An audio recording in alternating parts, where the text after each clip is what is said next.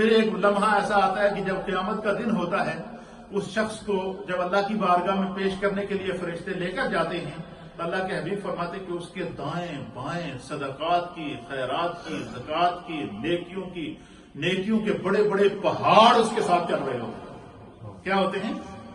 نیکیوں کے بڑے بڑے پہاڑ اس کے ساتھ چل رہے ہوتے ہیں۔ سرکار دو عالم صلی اللہ علیہ وسلم فرماتے ہیں کہ وہ شخص پوچھتا ہے فرشتوں سے، یہ اتنی بڑی نیکیاں، اتنے بڑے نیکیوں کے پہاڑ جو میرے ساتھ چل رہے ہیں، یہ نیکیاں کس نے کی ہیں؟ یہ کدھر سے آئی ہیں؟ اللہ کے حبیب فرماتے ہیں کہ اللہ تعالیٰ اس بندے سے فرمائے کہ میرے بندے یہ تیری نیکیاں ہیں۔ یا اللہ میں نے اتنی بڑی نیکیاں کی ہیں، کیسے کی ہیں؟ مجھے تو یاد نہیں۔ اللہ کے حبیب فرماتے رب فرمائے گا کہ یہ تیرا وہ ایک کھجور کا صدقہ ہے جسے خدا نے برکت ڈال کر بڑا کیا، اور یہ بڑا ہوتا رہا، بڑھتا رہا، بڑھتا رہا، بڑھتا رہا، بڑھتا رہا، حتیٰ کہ یہ آج تمہارے اعمال کے لیے تمہاری بخشش کا ذریعہ بن رہا ہے۔ اور اللہ کے راستے میں جو مال دیا جاتا ہے وہ بظاہر تو دنیاوی تقاضے کے مطابق بندہ سمجھتا ہے کہ شاید میرے مال میں کمی آئی ہے، اصل میں وہی انسان، اللہ تعالیٰ قرآن میں فرماتے ہیں کہ من یقرض اللہ قرضا حسنا، تم میں سے کون ہے کہ جس نے جو اللہ تعالیٰ کو قرض حسنہ دے گا؟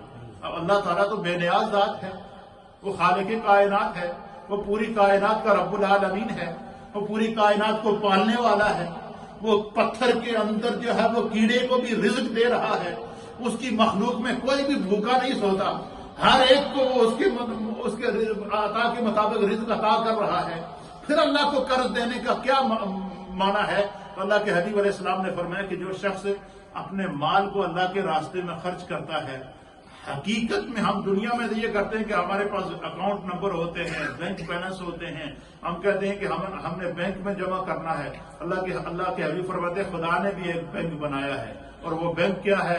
اس میں صدقہ ہے، اس میں زکوٰۃ ہے، اس میں عطیات ہیں، اس میں ضرورت مندوں کی ضرورتوں کو پورا کرنا ہے۔ فرمایا کہ جو بندہ دنیا میں اپنے ہاتھ سے مال اللہ کے راستے میں خرچ کرتا ہے، قیامت کے دن وہ مال اس کے سامنے بینک بیلنس کی صورت میں، اس کا بینک بیلنس نیکیاں بن کر سامنے آئے گا، اس کے اعمال کے ترازو کو بھاری کرتے ہوئے سامنے آئے گا۔ تو اللہ کے حبیب علیہ الصلوۃ والسلام نے اس کی ترغیب دی ہے۔ پھر دوسری آیت ہے سورہ بقرہ کی، اس سے پہلی آیت میں اللہ نے فرمایا کہ وَإِن تُبْدُوا الصَّدَقَاتِ فَنِعِمَّا هِيَ، کہ صدقہ کو اگر تم ظاہر کر کے دو گے تو تب بھی بہت ہی اچھی بات ہے۔ فرمایا کہ جو بندہ اپنے صدقات کو ظاہر کر کے دیتا ہے اور وہ اس نیت سے دے کہ میرا ظاہر کر کے دینے سے دوسروں کو ترغیب ملے گی، تو فرمایا کہ یہ اللہ تعالیٰ کو اس کا یہ عمل بڑا پسند ہے۔ اور اگر کوئی بندہ یہ چاہے وَإِن تُخْفُوهَا، کہ بندہ یہ چاہے کہ بھائی میں صدقہ کروں، زکوٰۃ دوں، اللہ کے راستے میں مال خرچ کروں، لیکن میں خاموشی سے دوں، اس کا کسی کو پتہ نہ چلے، تو فرمایا کہ وَتُؤْتُوهَا الْفُقَرَاءَ فَهُوَ خَيْرٌ لَكُمْ وَيُكَفِّرُ عَنْكُمْ مِنْ سَيِّئَاتِكُمْ وَاللَّهُ بِمَا تَعْمَلُونَ خَبِيرٌ۔ اللہ اکبر۔ فرمایا کہ جو بندہ چپکے سے فقیروں کو، ضرورت مندوں کو، تُؤْتُوهَا الْفُقَرَاء، ضرورت مندوں کو، محتاجوں کو اللہ کے راستے میں مال دے کر ان کی ضرورتوں کو پورا کرتا ہے، اور فرمایا کہ یہ اللہ تعالیٰ کو اس کا یہ عمل بہت ہی زیادہ محبوب ہوتا ہے۔ تو اللہ کے حبیب علیہ الصلوۃ والسلام نے فرمایا کہ پھر کیا ہوتا ہے؟ فرمایا کہ اس کا یہ عمل خدا کو کتنا محبوب ہوتا ہے جو بندہ ضرورت مندوں کو، غرباء کو صدقات اور زکوٰۃ کی صورت میں، عطیات کی صورت میں، مدد کی صورت میں ان کی ضرورتوں کو پورا کرتا ہے۔ کیا ہوتا ہے؟ فرمایا کہ اللہ تعالیٰ اس کے گناہوں کو معاف کر دیں گے۔ کیا کر دیں گے؟ اس کے گناہوں کو معاف کر دیں گے، اور اس حد تک معاف کر دیں گے کہ اللہ تعالیٰ اس کے گناہوں کو اس کی نیکیوں میں تبدیل کر دے گا۔ تو بندہ اگر یہ چاہے کہ اللہ تعالیٰ اس کے گناہوں کو معاف کرے، فرمائے کہ وہ اللہ کے راستے میں غرباء ضرورت مندوں کو مال عطا فرمائے، کیونکہ یہ رمضان المبارک کا مہینہ ہے۔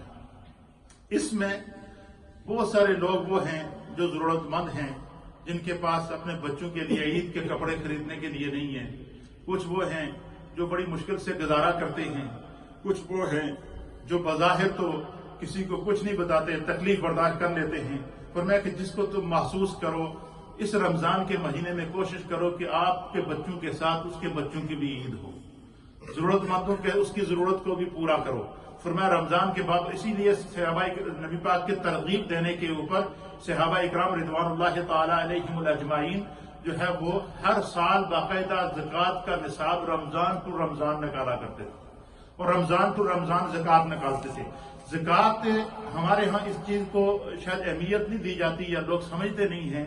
یہ بات یاد رکھیے گا کہ یہ زکوٰۃ نکالنا، اپنے مال سے صدقات نکالنا، یہ فقراء کا حق ہے جو اللہ نے مقرر کیا ہے۔